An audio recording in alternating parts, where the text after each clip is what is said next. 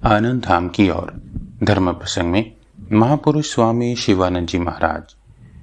अध्याय 39, पृष्ठ संख्या 132। बेलूर मठ, सोमवार 8 अप्रैल 1929।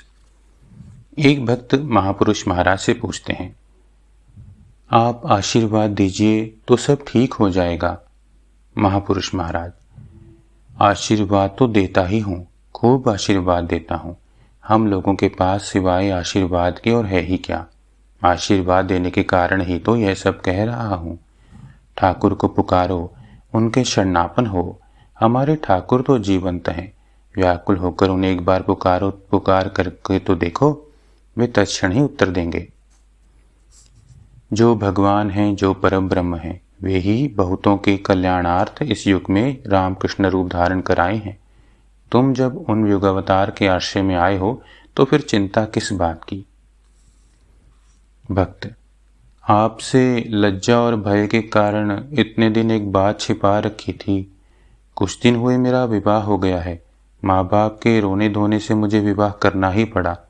मेरी तो बिल्कुल ही इच्छा नहीं थी। महापुरुष महाराज, इससे क्या हुआ? जन्म, मृत्यु, विवाह, इन तीन बातों में मनुष्य का कोई बस नहीं। यह तो विधाता का नियम है।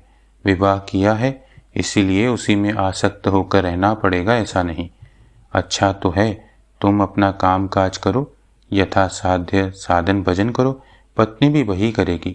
उसके जीवन का भी तो एक उद्देश्य है ना। भोग विलास के लिए ही तो यह जीवन नहीं मिला। तुम भी भगवत सृष्ट जीव हो और वह भी वही है। तुम भी भगवान के अंश हो, वह भी जगदम्बा का अंश है।